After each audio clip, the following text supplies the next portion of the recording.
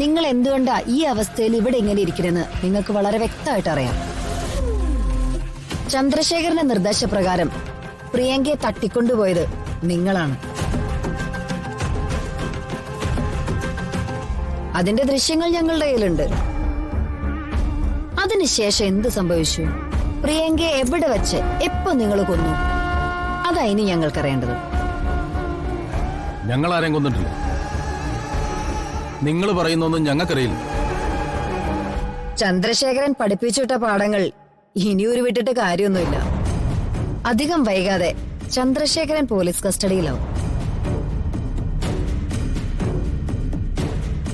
ഒരു കാര്യം നിങ്ങൾ മനസ്സിലാക്കണം, ചന്ദ്രശേഖരൻ അയാളുടെ രക്ഷയ്ക്ക് വേണ്ടി നിങ്ങളെ കൈയൊഴിഞ്ഞാൽ ഈ കേസിൽ നിങ്ങളാവും പ്രതികൾ. കൊലപാതക കുറ്റത്തിന് വാങ്ങിച്ചു തരാവുന്ന മാക്സിമം ശിക്ഷ നിങ്ങൾക്ക് ഞാൻ വാങ്ങിത്തരും. അതല്ലെങ്കിൽ കുറ്റവാളിയായ ചന്ദ്രശേഖരനെ സഹായിച്ചു എന്നത് മാത്രമേ നിങ്ങളുടെ പേരിലുണ്ടാവൂ. ഒപ്പം കോടതിയിൽ മാപ്പുസാക്ഷിയായതിന്റെ ആനുകൂല്യം ഉണ്ടാവും. എന്താ വേണ്ടത്? നിങ്ങളെന്താ ഞങ്ങളെ ഭീഷണിപ്പെടുത്തി കോടതിയിൽ കൊണ്ടുപോകുന്നാണോ വിചാരിച്ചിരിക്കുന്നത്? നിങ്ങൾ ഈ പറയുന്ന പ്രിയങ്കയെ ഞങ്ങൾക്കറിയില്ല. ഞങ്ങൾ അങ്ങനെ ഒരു പെൺകുട്ടിയെ കൊന്നിട്ടുമില്ല.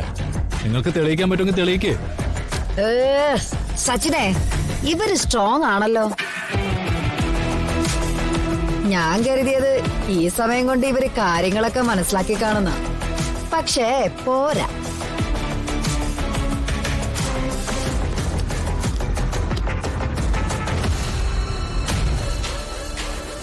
ഇനി നിങ്ങൾക്ക് എന്താ ചെയ്യാൻ പറ്റുന്നെന്ന് വെച്ചാ ചെയ്തോ.